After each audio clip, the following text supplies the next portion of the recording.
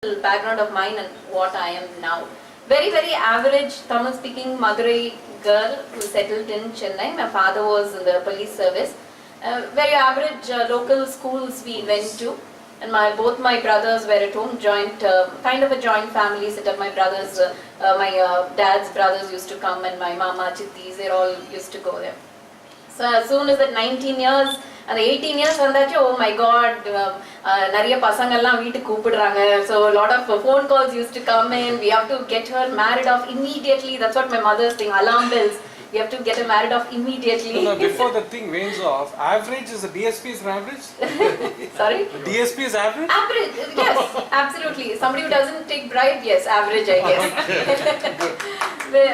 Quite an average background. We had middle class background, and then I was studying in SIT college, literature. So just I was about to complete in my third year, an alliance came in, and then as usual I put up my tantrums. I don't want this and that, but then my parents said it's quite an interesting profile. You might want to look at it. I said, wow, how interesting it is.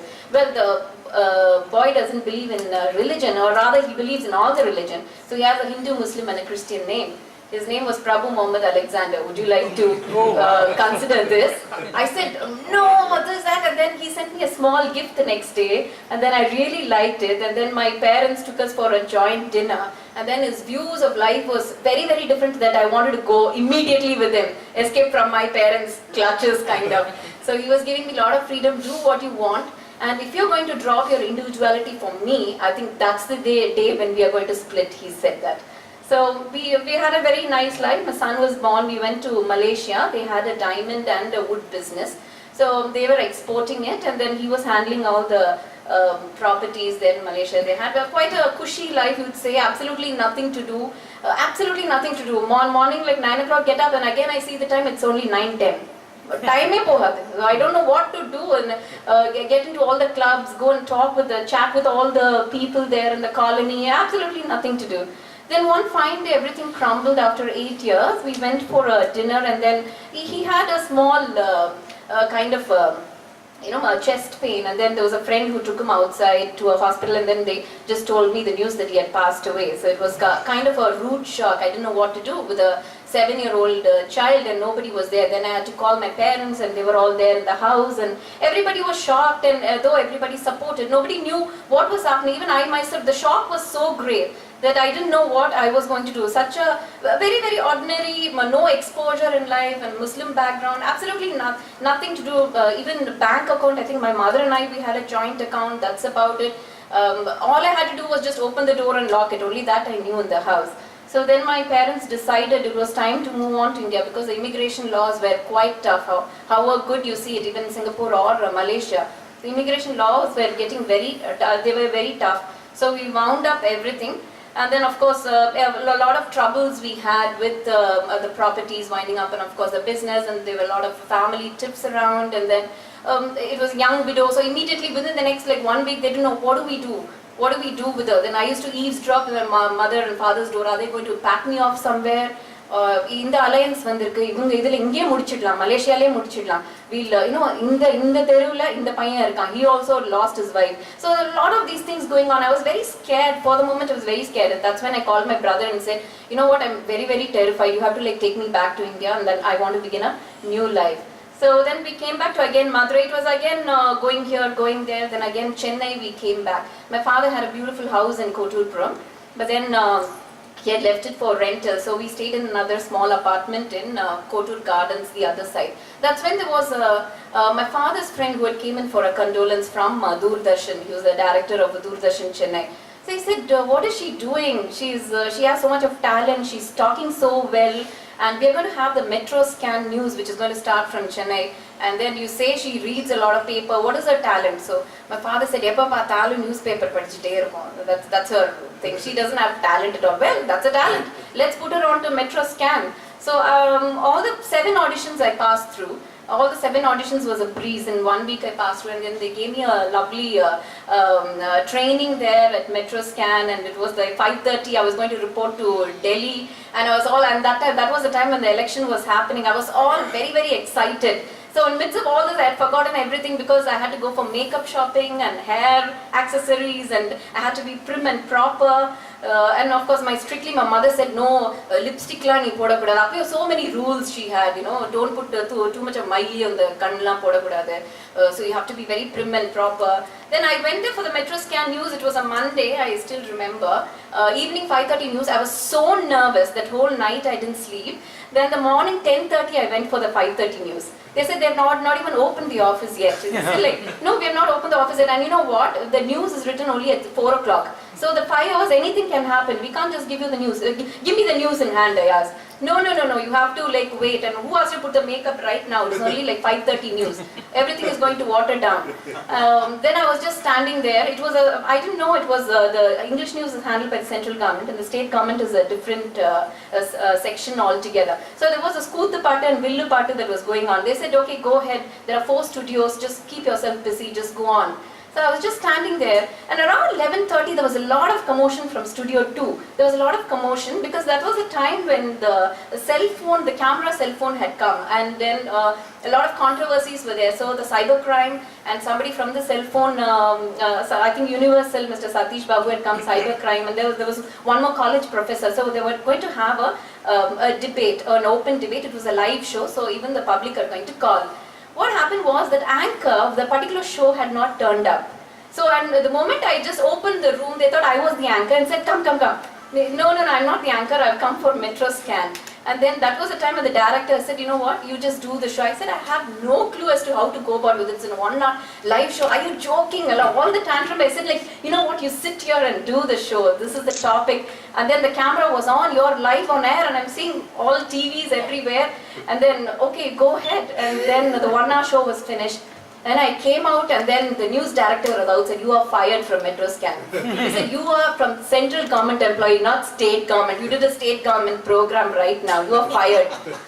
I said, come on, this is not fair. I struggled so much for Metro Scan. It doesn't have to do anything. Then the director from the state, you know what? It's a most stupid job to go and read news every day. Absolutely no creativity. ஒரு பேப்பரை கொடுப்பா நீ படிப்ப, what creativity, nonsense, just say no, you want come there and come into our department. So that's how it started, and a lot of interesting people I have interviewed. So every day from then I was booked by so many producers, so I was all excited. Midst of all this, a lot of comments from home. So how was the show? Lipstick nariya irundhathu. In the panel there was not a single woman from my mom. So only me da ukandindha. Why you don't interview women? Only men are there. So I had to call up my producer and said, sir, this is what my mother says. Okay, avungalukkaga or old or party kootittu vandu next week ukarla, she said. So this kind of lot of things. But then my parents also started involving, and then my in-laws also started telling me, these are the topics you must talk. And they got more and more involved. A lot of interesting personalities I've interviewed, right from Election Commissioner Mr. Gopal Swami to the controversy of Kalakshetra had come in, so I had interviewed that. And then of course people say nobody watches Podigai. The reach is pretty good because most of the village people also see Podigai. A lot of interesting episodes had come, a lot of lawyers, chefs, politicians, musicians. I've interviewed all. In fact, I did a nice Pattimandram with the late Mr. Desigan also. We did a lovely Pattimandram, Consumer Protection Act, which we had about 200 participants for that particular program. Lot of these things used to happen. So midst of this, I was assigned for a documentary for the Meenakshi Amman temple to go and cover the temple craft. So that's when I seen all those little craftsmen really trying to sell something which the tourist was bargaining a lot. But then there was a mall next door where the same product was sold for 5 times more. So I was just racking my brain as to why. So that's when I came upon the answer that because people are very scared of systems. If you just see a system like somebody takes your card, you swipe it, and then you have to go through the scanning machine and all that, you get very scared. So he says 5,000 rupees, you just give it at lifestyle store. But some kaigari karanga says okay, 50 rupees, you bargain to the core to bring down the price. So that's when let's bring all this into a system was what my thought came in. So about 100 pouches I wanted to buy from this boy Yasin, who was a tourist guide in Madurai. You can even see Buddha Mandapam as you enter the first shop on the right. His father and I were selling pouches only 10 rupees. So I think I bought for 100 pouches, I think. 1,000 rupees I had in hand and had a good shelling from my parents for wasting the 1,000 rupees. And there was a bazaar in Malaysia. I had to go to Malaysia to sign something. The legal battle was a little bit going on. So I had to go there. So that was when the Christmas bazaar was happening in the Kuala Lumpur Twin Towers. A very nice Christmas bazaar. So there was this one of my friend who was a neighbor, Roseanne. So she met me and said, do you have anything from India to sell interesting at the bazaar? I said, I have some pouches. What are they priced at? How much are you going to price it? Say like 10 ringgits? I said, yes, 10 ringgits each. 10 ringgits each, right? Yeah, throwaway price, it's okay, 10 ringgits each. So what calculator, 10 into, it was like 14 rupees, so 10 into 14, 140, okay, my God, so much of percentage of profit I'm going to make. So I just gave it to her. And then within like a half an hour, she just called me. She said, Parveen, I just have a news for you. Would you just come to the Twin Towers? It's like, what, your stall is totally sold out. So all the 100 pouches was bought by exactly like 2 people. They had come from USA and they bought it. Do you have some more? I didn't know what to do. I had made a profit and she had given me the money. So this started happening between Roseanne and me. We used to exchange this. But then this didn't last too long because the same pouches, same amount of money I wanted, nobody would give it. So the next couple of times it became a flop. Then I started exploring the other rural artisans, crafts, and that's the time when I came upon a jewellery maker again in Madurai, a gold-plated jewellery. So I took that, again 50 rupees product. So when I again went to Malaysia, I had to go every 6 months for signing something.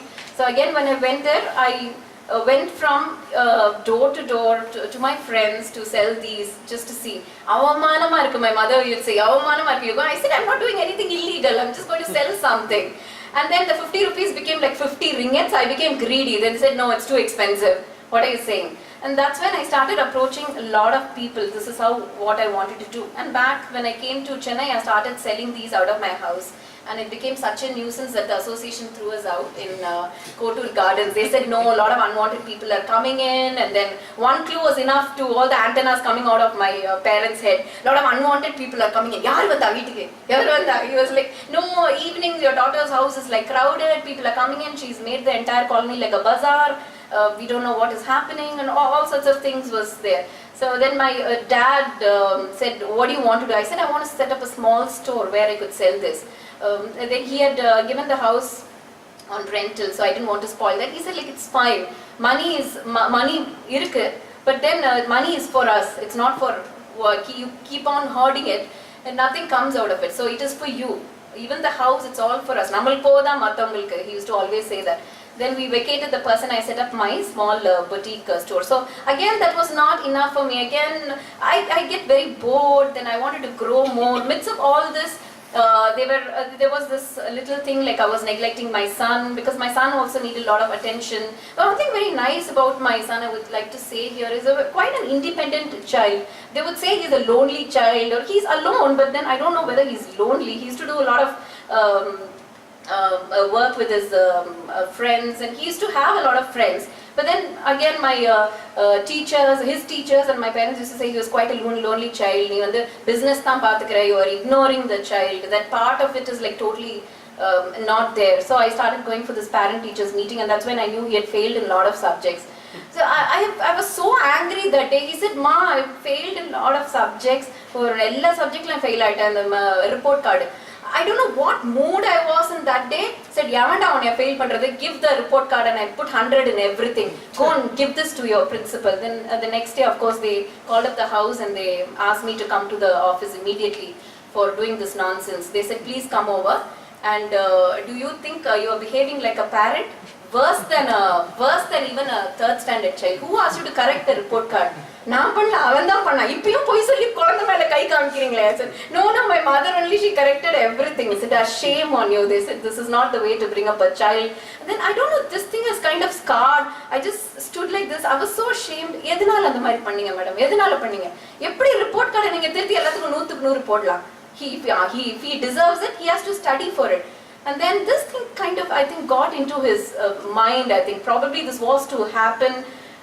Then he said, Mom, I'm going to study like really so hard that you will never be asked to come to the school again. Only to see my good reports will come, not to get a shelling in front of the principal's office like that. Shame on you, kattunar ellarum munadiyum. So this kind of a thing and all happened.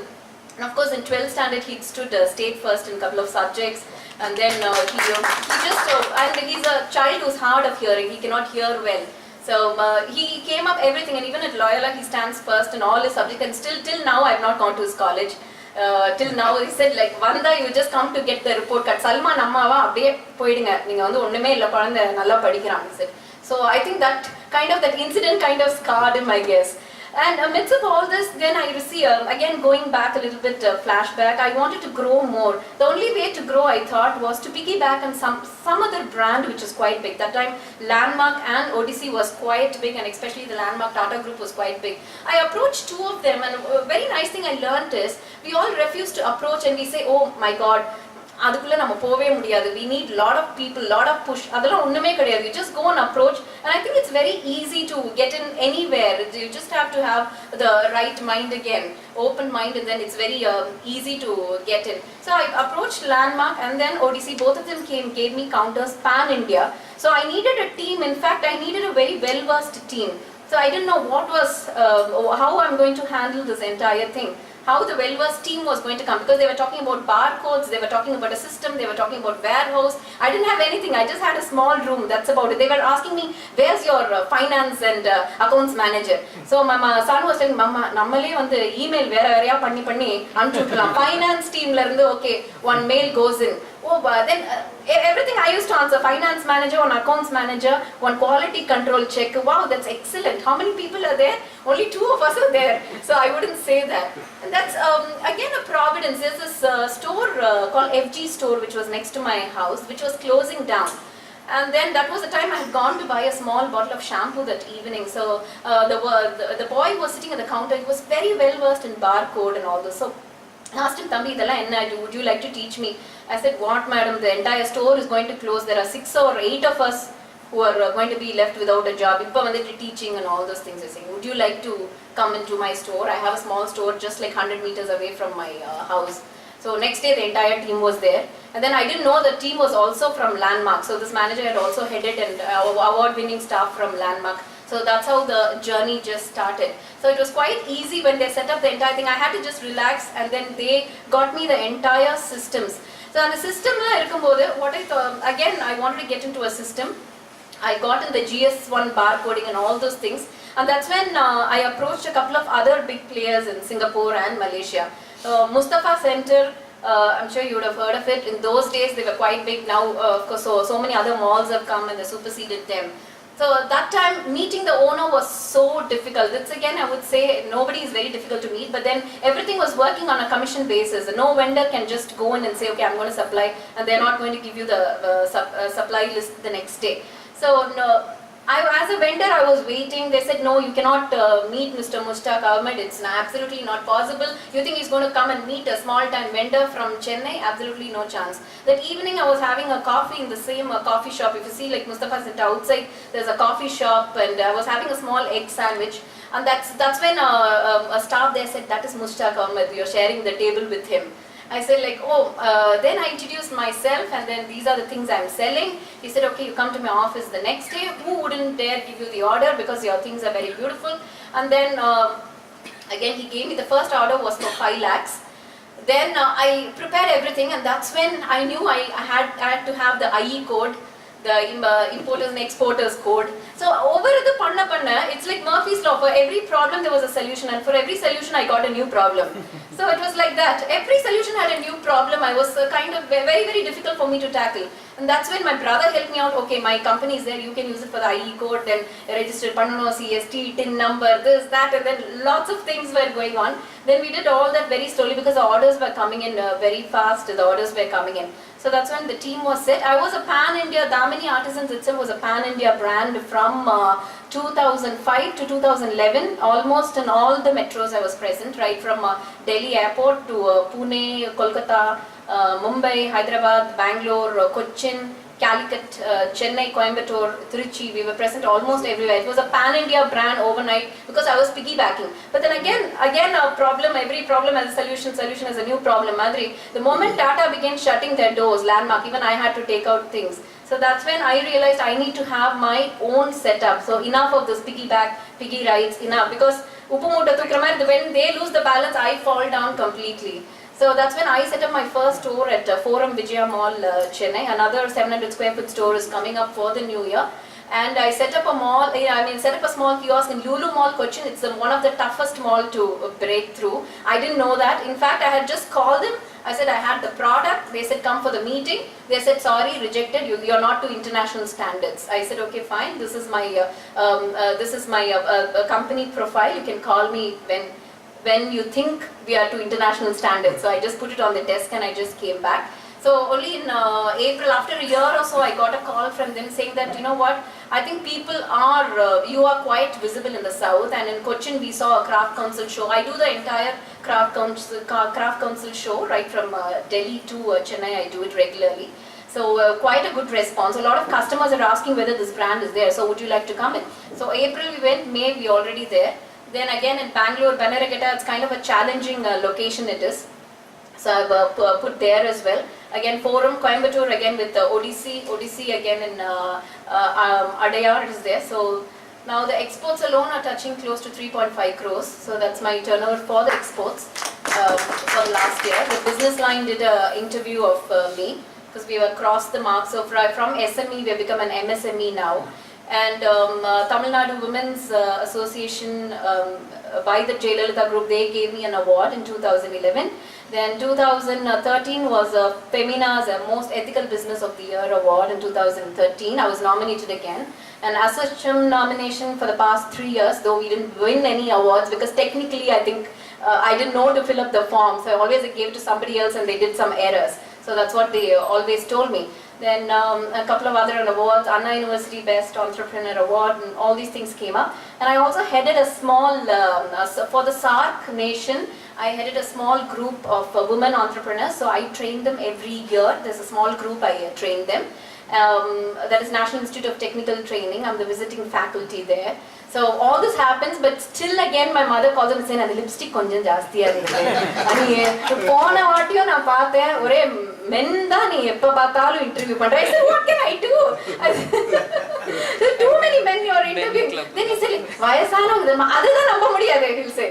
So this kind of thing always, of course, mothers are mothers, and then fathers are fathers again. So my father usually says like he sides with me, but then I know he's amma kachi. Lipstick konja jastiya da irundhathu pola irukku. Tell her not to. So it'll come through root to mom and through me. So that's what it just comes. So all those sorts of things keep happening in my house all the time. So looking back and coming now, I think how I came up and came up in a very successful way. There's only I think one thing, good energy, and that's when if you pay the vendors, if you pay all your suppliers and vendors on time, every time, and that's when the success come through, because their blessings are very, very important. Because not one time have I called taken the phone and said no, ipo enala paisa kudukka mudiyadhu, or I have a double number and say no, avan call pandran na edukka mudiyadhu. All that I don't do, because the suppliers usually call up and say madam unga check vandiruchu, ungala yaar madam ivlo seekram check anupa sonna. That's how always they have told me. So most of my suppliers have been very kind, and that's how I think the company itself has grown, and most of my staff have been with me for the past 9 years. Again, it says good of the management, because when the staffs are happy, I think they also take the company to greater heights. And also a small note on doing business, I think if you do a business, you should always concentrate on core product, and any business that gives you sleepless nights is not a good business. So I sleep quite well. So thank you.